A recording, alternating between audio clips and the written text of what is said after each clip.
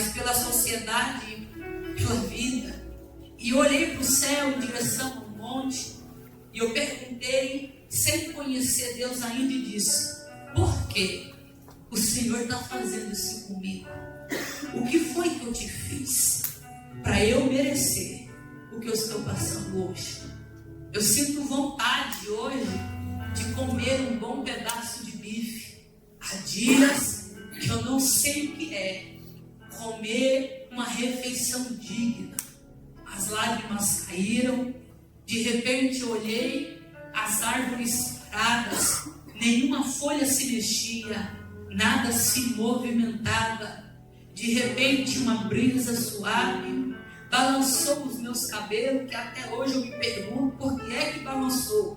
Porque não havia sabão e nem água naquele cabelo sujo. Eu falei, balançou. Mas quando é Deus, gente, até o que é duro balança. De repente, o cabelo balançou e junto com a brisa uma voz que dizia: filha. Aleluia. Aleluia. Sou eu que estou permitindo acontecer tudo isso. Sou eu que te deixei sem pai e sem mãe. Sou eu que te tirei os teus apoios. Não vai ser fácil. Tem muita coisa ainda para você passar. Mas se você permanecer, eu estarei contigo. Aleluia. Foi a primeira vez que Deus apareceu para mim. Eu nunca havia ouvido falar dele. Então, naquele dia, uma menina de 12 anos se converteu ao Deus de Israel. Aleluia. Fui morar na cidade. Então, na cidade, passei por aproximadamente 14 casas de família. Morei em casa que você nem imagina. Casa de crente, casa de crente que não era crente, casa de gente católico, casa de gente que era macumbeiro. É muita história para contar. Me batizei aos 15 anos de idade. Aos 17 anos de idade, a nossa primeira ministração, com 10 almas para o Senhor Jesus. Morei nas ruas por um tempo, um ano aproximadamente, onde Deus reafirmou as promessas. Não parece, igreja. Você vê eu assim, com o cabelo penteado, um perfume marromeno, mas eu já morei nas ruas. Não porque eu queria, mas porque o Senhor da casa da época queria além dos meus serviços domésticos. Então ele me expulsou da casa por eu não aceitar, porque eu já era uma menina que servia ao Senhor Jesus. Então me casei aos 17 anos, preguei, me casei aos 20 anos de idade. Eu estou assim contando rapidamente para você entender quem é a irmã Ângela. Me casei aos 20 anos de idade, conheci um bonito ali. Temos 2 filhos, o André e a Ágata. Hoje eu estou aqui nessa cidade abençoada, nesta igreja, pregando o Evangelho.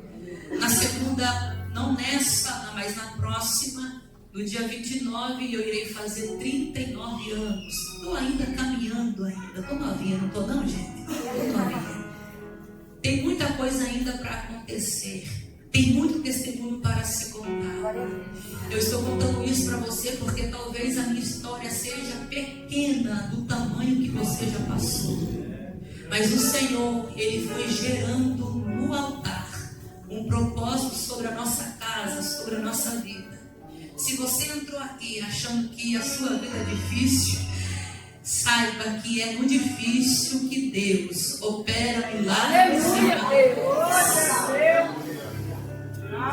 Se durante a mensagem o amigo Espírito Santo nos lembrar de algum outro testemunho, como eu disse para vocês, é muita coisa para se contar. Coloca uma vírgula aqui no esboço e a gente lembra assim de algum testemunho para se contar nesta noite. Meus queridos irmãos, nós estamos diante de um tema gerado sobre o altar. Nós voltamos a alguns livros, no livro de Gênesis, nós vamos ver que Deus preparou um altar para um casal chamado Adão e Eva. E eu não sei, eu tenho para comigo, é um pensamento meu. Geralmente teólogos, eles vão no decorrer da vida gerando um pensamento seu dentro do seu esboço. É um pensamento meu. acredito que Adão e Eva se cansou de viver do altar. Eu não sei como é que alguém, recebendo a presença de Deus todos os dias, Deus descia dentro do altar. O primeiro altar era o Jardim do Éden. Deus descia na viração do dia e conversava com Adão e com Eva. Aí Adão e Eva, eles se acostumou, levando assim a pecar contra os princípios de Deus. Deus então vai levantando na sua jornada, e ele prometeu e disse: nascerá um da semente da mulher que esmagará a cabeça de Satanás. Nós vamos ver então que Deus vai conduzindo homens e levantando homens e mulheres com propósito. E todas as vezes que Deus vai levantando homens e mulheres com propósitos, nós vamos ver que todos os homens e mulheres que Deus vai levantando com propósito, primeiro vem do lugar estabelecido chamado altar. Quando Deus fala com Moisés, Deus ele fala em um lugar específico, no tempo específico. Quando Deus ele fala com Josué para assumir a liderança de Israel, a Bíblia vai dizer que quando Moisés oferecia sacrifício no lugar santo, Josué ficava observando no cantinho, aleluias, e Deus observava Josué ali na beira do altar, porque todo aquele que Deus vai trazer para o ministério, não adianta, ele tem que passar primeiro pelo altar. Nós vamos ver então que Deus vai tratando com o povo de Israel, mas quando chega no livro, segundo a história, no livro de Malaquias, que é a última vez que Deus então fala através de profecia com o povo de Israel, nós vamos ver ali no capítulo 4 e versículos 5 e 6 de Malaquias, que Deus ele fala pela última vez com Israel. O povo não ouve mais a voz de Deus. Deus não quer mais falar com o povo. Deus não sente prazer mais de falar com o povo. O povo não sente prazer mais de buscar a Deus como se devia.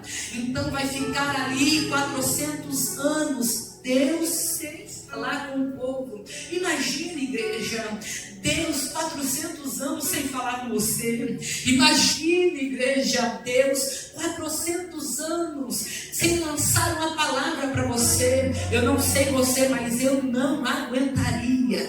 Eu quero ouvir a voz de Deus todo dia. Eu quero ouvir a voz de Deus de manhã. Eu quero ouvir a voz de Deus à tarde.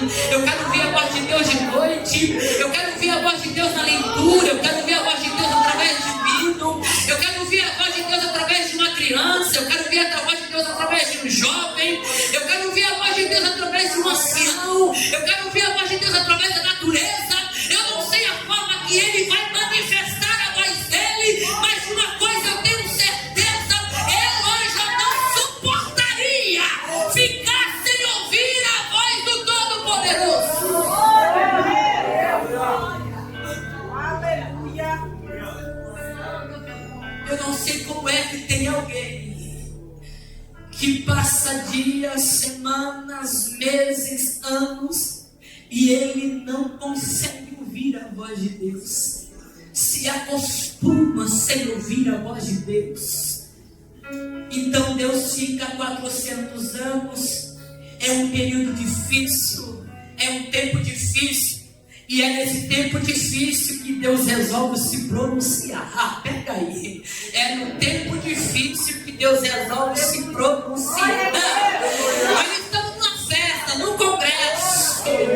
Talvez você não goste disso, mas olha para essa cara bonita aí, olha com cara de profeta e diga: no tempo difícil que Deus resolve se pronunciar. É no tempo difícil que Deus resolve se pronunciar.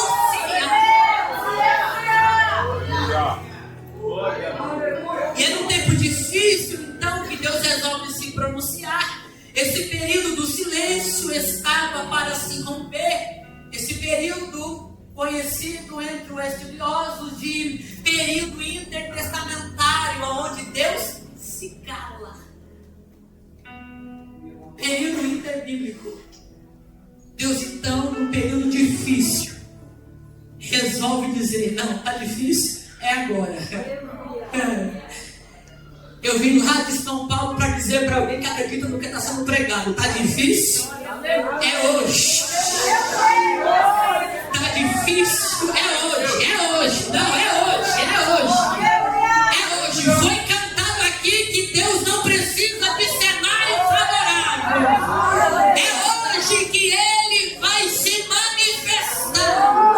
Eu quero perguntar para você: aonde está difícil na tua casa, na tua vida? Responda para você mesmo e diga: Senhor, o difícil para mim é a minha vida financeira. O difícil para mim é a minha aceitar Jesus na minha casa. O difícil para mim é o meu ministério. O difícil para mim, Senhor, é a minha saúde. Pois o difícil para você é o período que Deus vai se pronunciar.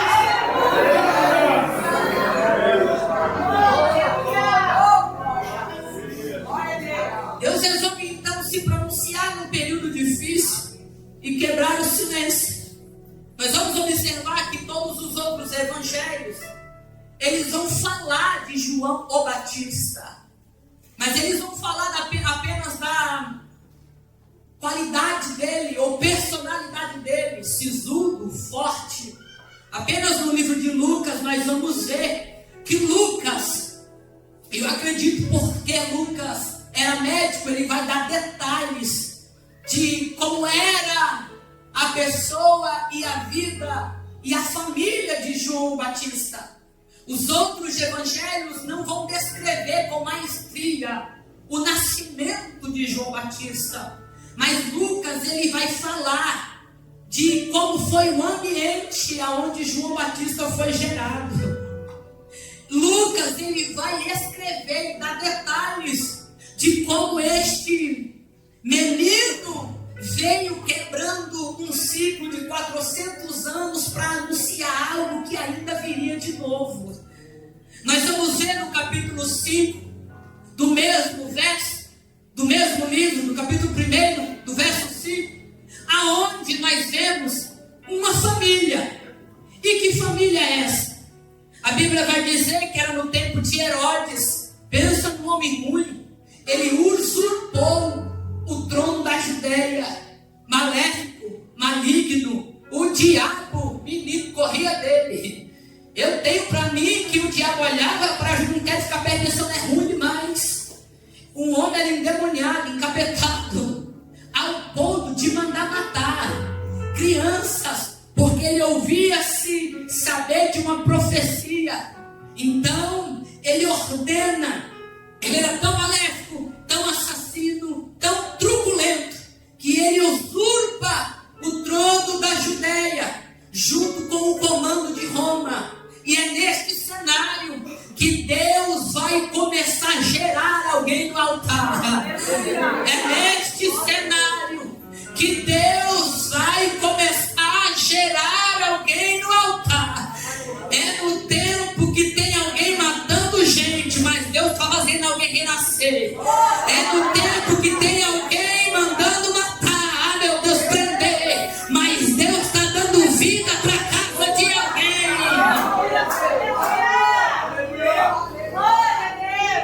Nós vamos ver aqui no verso 5, a Bíblia vai nos dizer que eles quem? Os pais de João Batista, eles nasceram em um ambiente em que eles estavam servindo na linha de frente. Como assim, pregadora?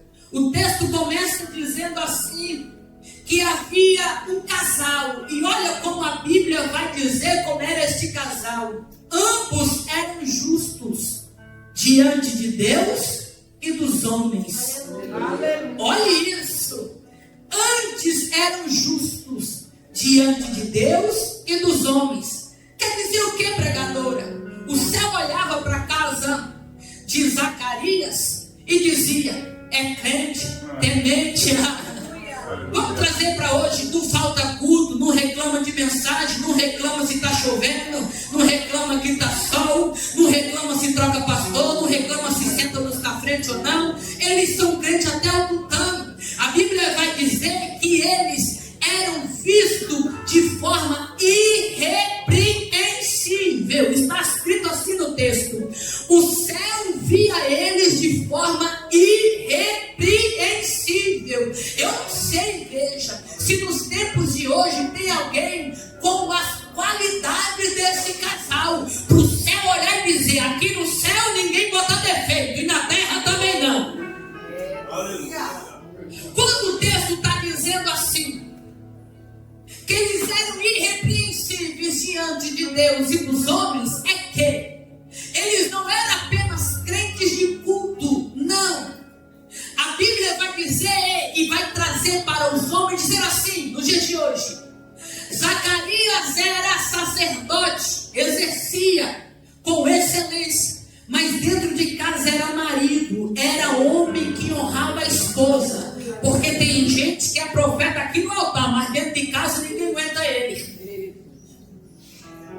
Porque tem mulher que aqui, menino, todo mundo olha uma santa, mas dentro de casa misericórdia. Glória a Deus, igreja. Aleluia.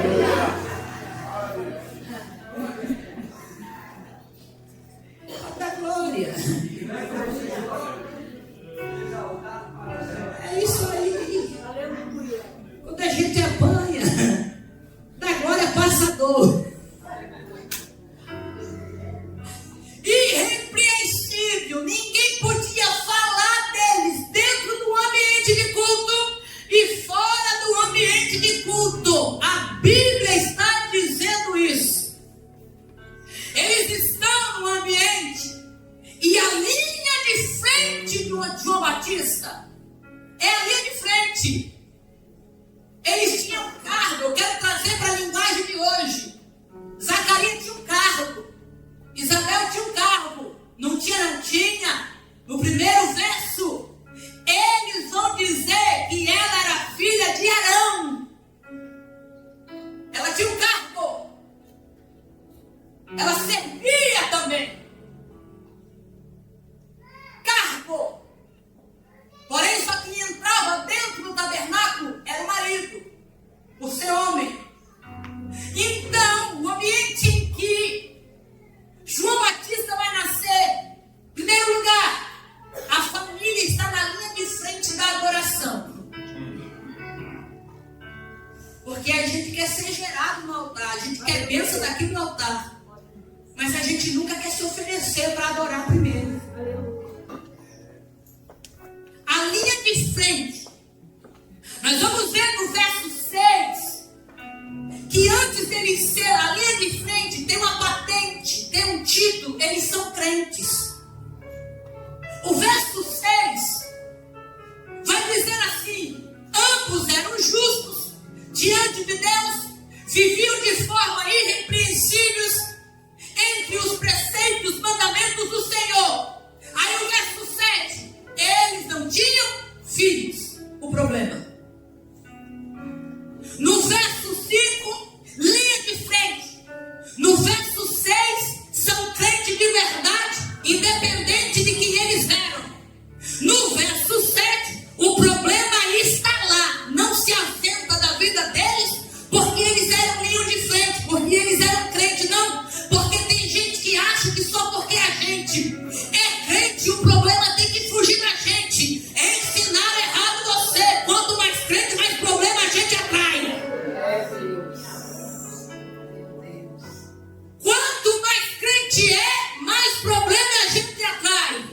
Mas por outro lado, mais unção a gente carrega, mais demônio a gente expulsa e mais milagre a gente vê acontecer. Eu fico preocupada. Passar uma semana e não ver se tem alguma coisa errada com a minha vida. De repente uma carreta quer jogar ele para fora da pista. Eu falei: opa, tá tudo bem. Irmãos. Então, no verso 5, estão na linha de frente, não arreda o pé. O Zacarias, 50 anos, Zacarias, sem gerar. Não quero saber, eu não adoro pelo que ele faz. Aleluia! Eu adoro pelo que ele é. Zacarias Zacarias, guarda essa roupa sacerdotal, guardo nada. Eu fui chamado para adorar ele. Zacarias, você tá velho, velho coisa nenhuma. Lembra de Caleb? Ainda com 80 anos parecia um menino. Não. Velho é Satanás que nem tem idade. A gente é adorador, a gente é adorador, a gente é adorador. No verso 5, eles têm respeito e patente. No verso 6, eles são crentes independentes. No verso 7, existe um problema. Escute. No verso 5, eles têm respeito. No verso 6, eles são crentes. Simplesmente crentes. No verso 7, existe um problema. E é interessante, igreja, que o texto vai dizer que assim, ó. E aconteceu. No texto. E aconteceu que exercendo ele o ministério. E aconteceu, exercendo ele o ministério, o anjo desceu à direita do altar. E aconteceu que exercendo ele o ministério, era alguém mandando ele parar e ele continuando a adorar. Era alguém mandando ele colocar e pendurar a escola sacerdotal e ele adorando. E aconteceu que exercendo ele o ministério. No grego esta palavra significa ato contínuo. Ato contínuo. Ato contínuo. No latim vem de prote, significa vida que segue. Eu vou continuar adorando. Eu vou continuar servindo. Eu vou continuar se a porta estiver fechada. Se Deus não abrir, eu vou continuar adorando ao Deus Todo-Poderoso. E aconteceu que exercendo o ministério, o anjo desceu.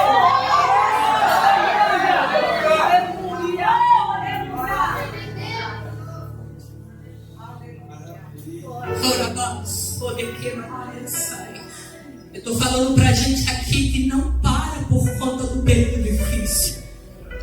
Eu estou falando com gente aqui que não para por causa de uma sentença que chegou. Eu estou falando com pessoas aqui que até começou o ano achando que não ia parar, mas você está no ato contínuo. Você está adorando, você está servindo. Ai. Eu quero dizer aqui para os jovens, acontecer com você, continue servindo no altar, continue sacrificando incenso, continue soprando a brasa, continue glorificando ao nome dele, porque ele é no contínuo, Você não pode parar, é enquanto você adora que o anjo se manifesta no altar.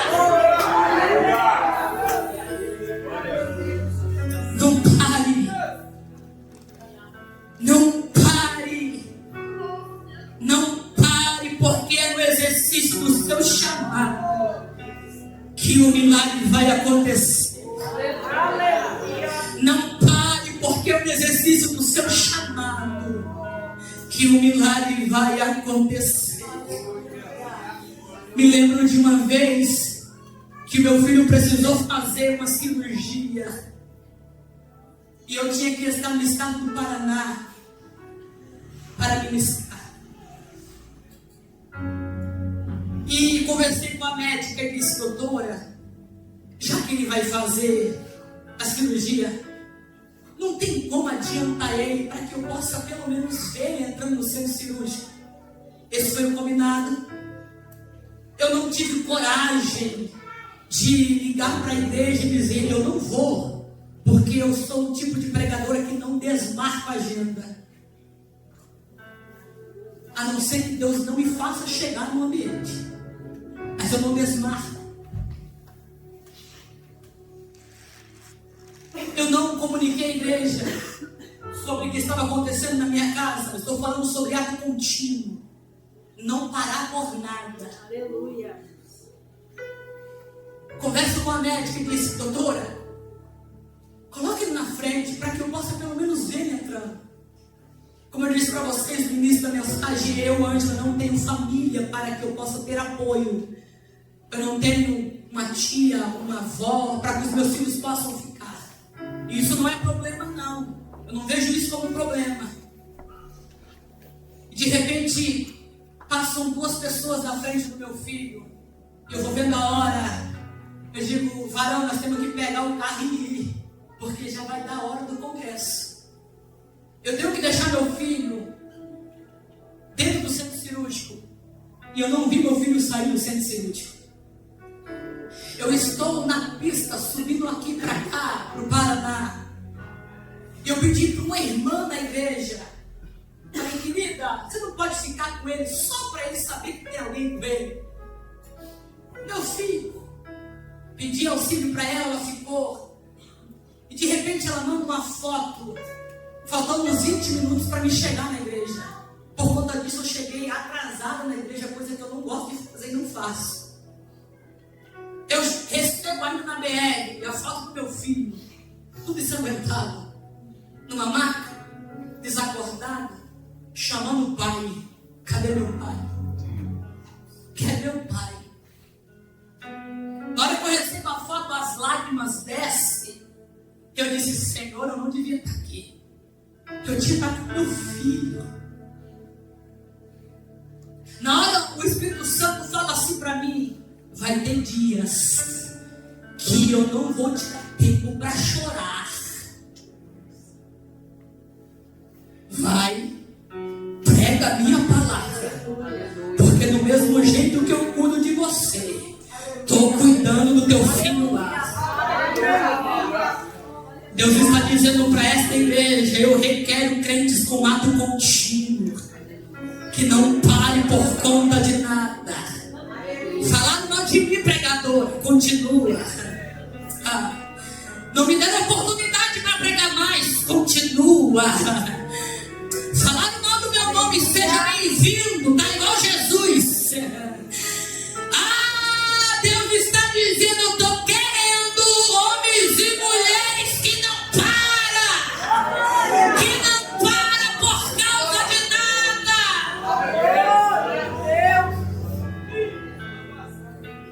Chego na igreja, uma irmã incoerente olha para mim e diz: ó, pregadora estrela, chegou atrasada. Guardei aquilo no coração. Ministrei 7 almas para o Senhor Jesus. Geralmente depois a gente, como cachorro quente, se abraça, dá risada, tira foto.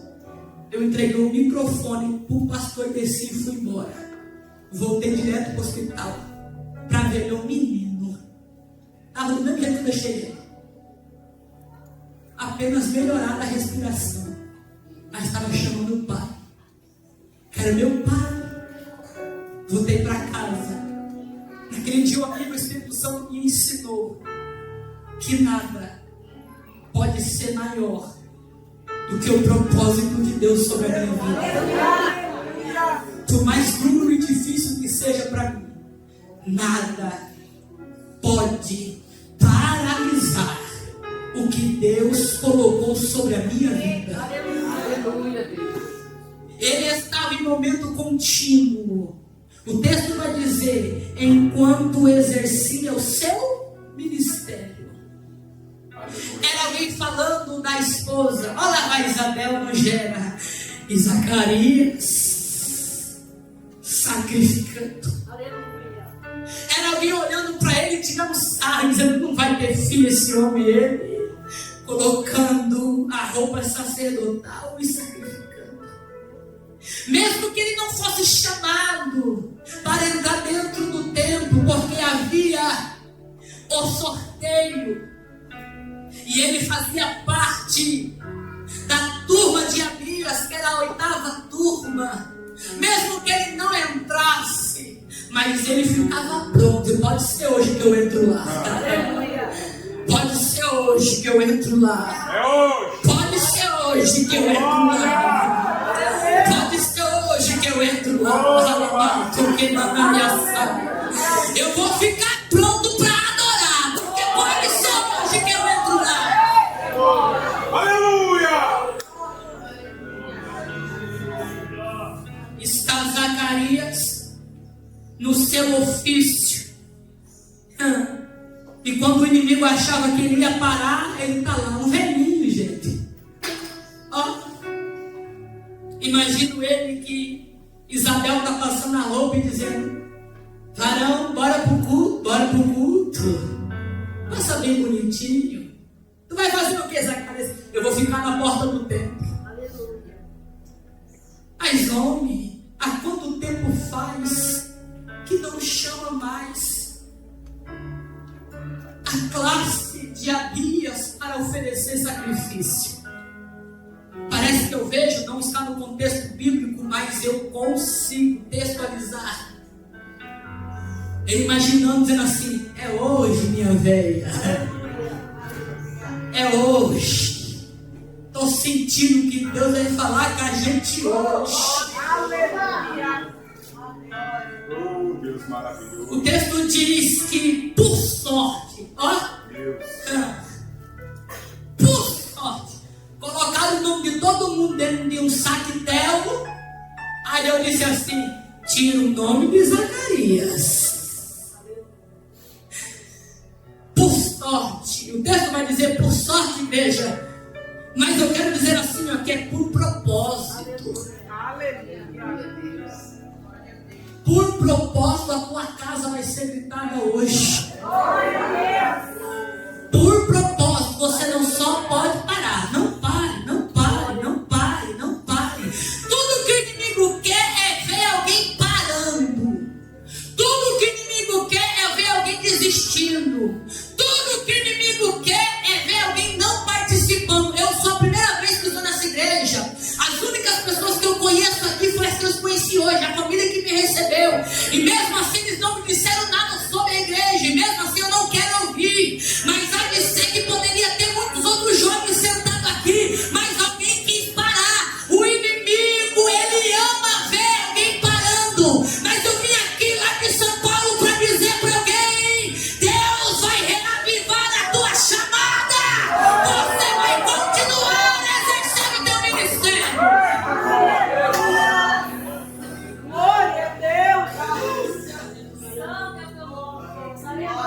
Exercendo ele o ministério.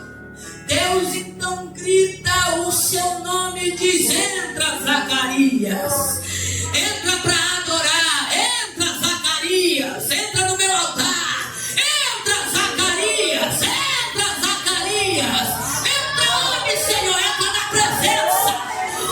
presença, Zacarias, entra no morto, entra no remoto, vem da glória a Deus, vem da aleluia, vem pro meio, Zacarias, vem, Senhor, nosso ministério.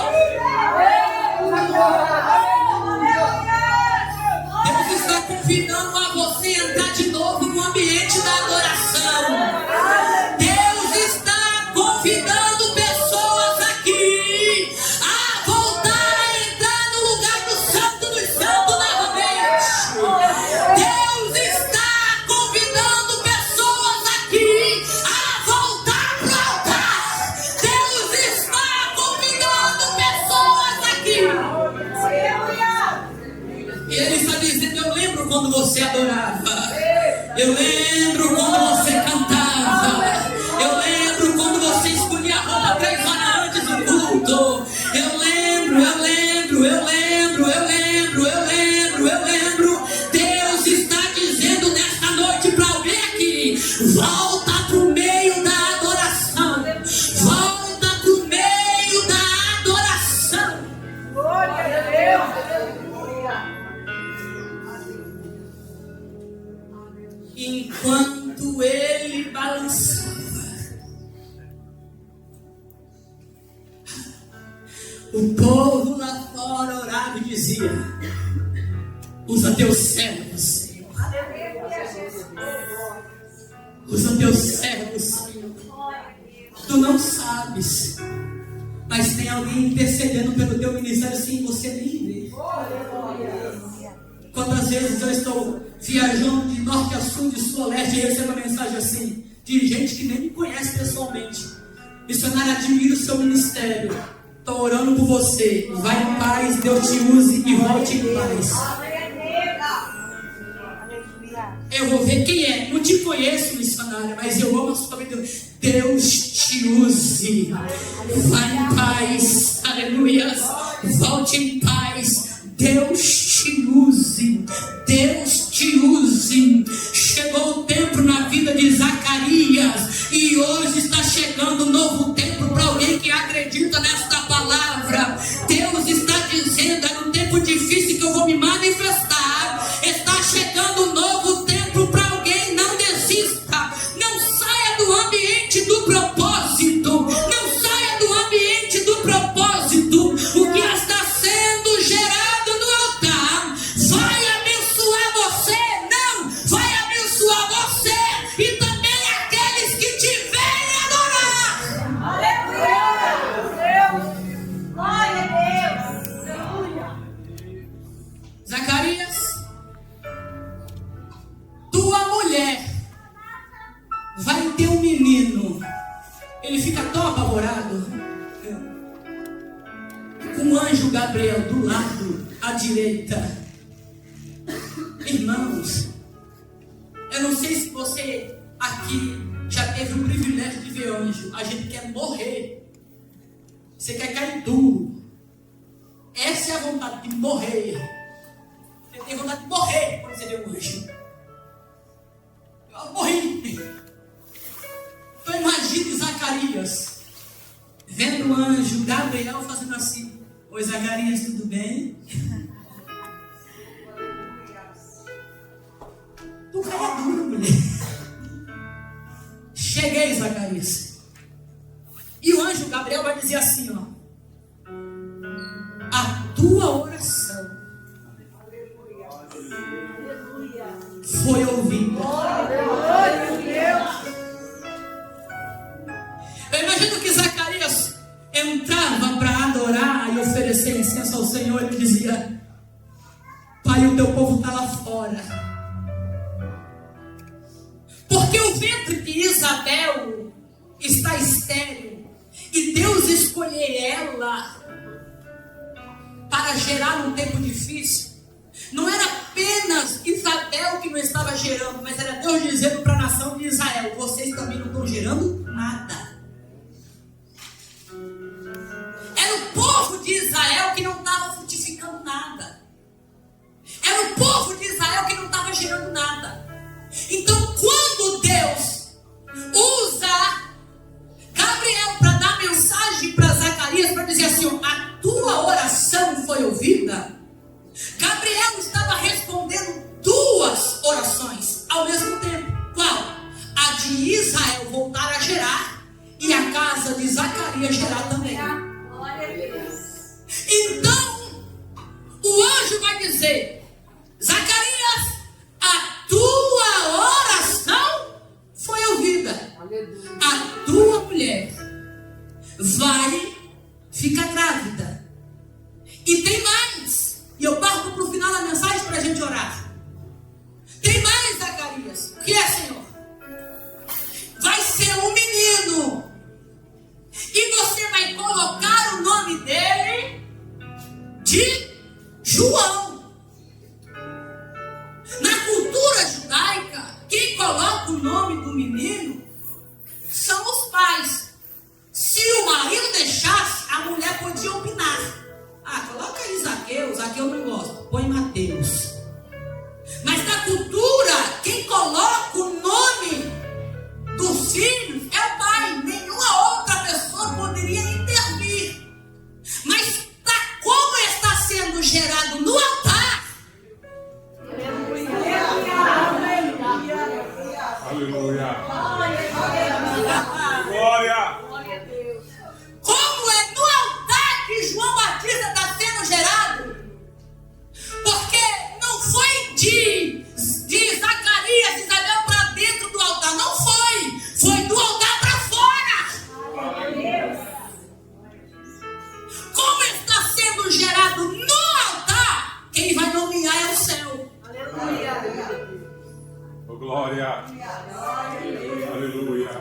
quem vai nomear é o céu. Coloca, João. Coloca, João. Projeto teu, tu dá nome. Mas quando é meu, quem bota nome sou eu. Projeto teu, tu põe o nome que quiser. Mas projeto do céu, o nome é meu. Vai se chamar João. Significa meu Deus é grandioso.